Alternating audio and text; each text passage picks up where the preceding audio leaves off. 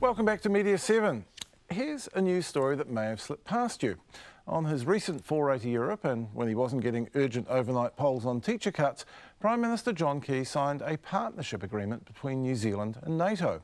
The focus of the official announcement was New Zealand's contribution in Afghanistan, where we still have 189 troops. So, what's the news from our longest war? As Sam Mulgrew notes, there's plenty and most of it's bad.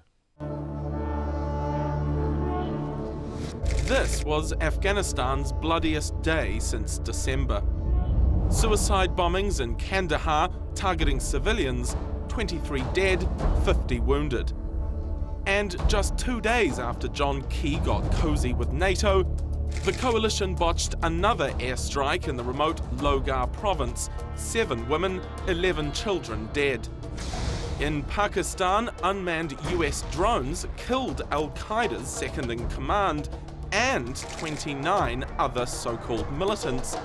But the White House defines a militant as any military-aged male in the strike zone. Since Nobel Peace Laureate President Barack Obama took office, he's personally signed off on more than 250 drone strikes in Afghanistan, Pakistan, Somalia and Yemen. More than ever before. In just 3 years, drones have killed more than 1,000 civilians. Critics see no judicial process. Are these deaths war crimes? Obama leads a 44-country coalition, and in terms of foreign policy, he's been likened to George Bush on steroids. Violence in Afghanistan, according to both the UN and the International Red Cross, is the worst it's been in 9 years. It's taking its toll. In the first 155 days of this year, 154 American soldiers killed themselves. In a war which has cost America $533 billion plus $70 billion in aid, more than a quarter of that aid is now unaccounted for. Americans will quit in 2014, but the civilian exodus has already begun. 30,000 people legally fled Afghanistan last year, and $4.6 billion in cash was taken out of the country.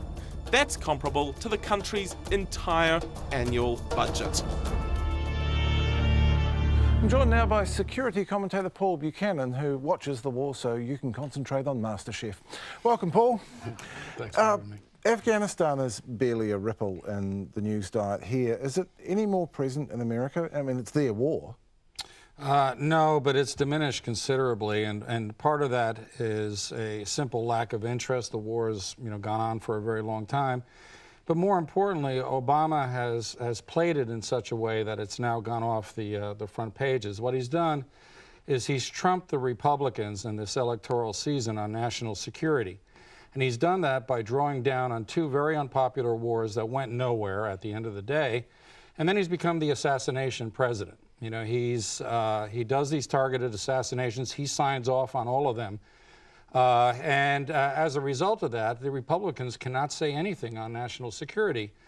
Now, why New Zealand doesn't cover it, I think, has to do with that the corporate media basically takes its lead from US and UK media outlets. And if they don't talk about it, then the New Zealand public doesn't hear about it. There was some discussion of the drones issue and the extrajudicial killings. There was some unease in the media, but the polls all seem to say, even Liberals, 77% of Liberals are behind the assassinations. Absolutely. I mean, this is a win-win for the president because besides the fact that Americans still harbor, some very, very unpleasant memories about 9/11 and want everybody involved in that to be held to account, the president has sought legal cover and has found legal cover in the argument that these irregular operators have declared open season on the United States and its interests. Some of them on video have come out and said, jihad on all Americans. And so as a result, he, without putting risk to American citizens or soldiers, he can reach out and touch them in a very unpleasant way and eliminate this clear and present threat to the U.S. Public. And so that resonates with them, but this is clearly an electoral gambit.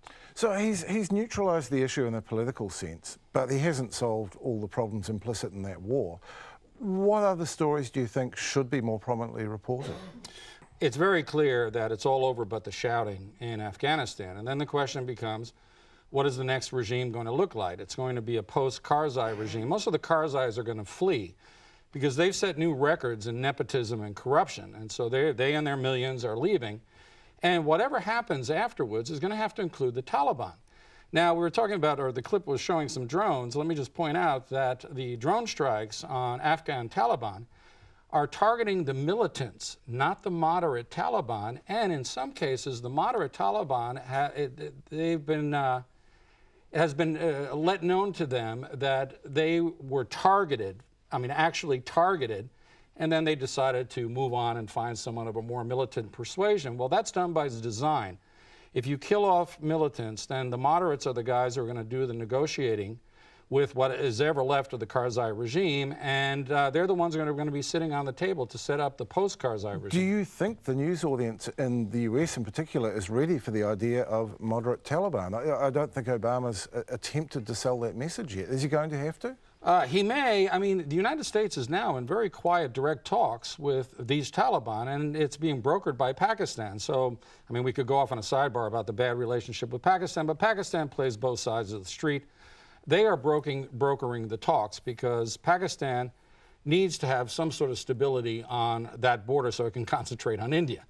And so even though the American public is tired, is simply exhausted by the relentless wars, the military, quite frankly, is exhausted. As we've seen now, there's an epidemic of military suicides, post-traumatic stress disorder now occurring not just in suicides, but in murders and other very bad things. So the United States needs to take a break from these counterinsurgency wars because, by definition, counterinsurgency is a long-term affair, and the American public has a very short-term memory.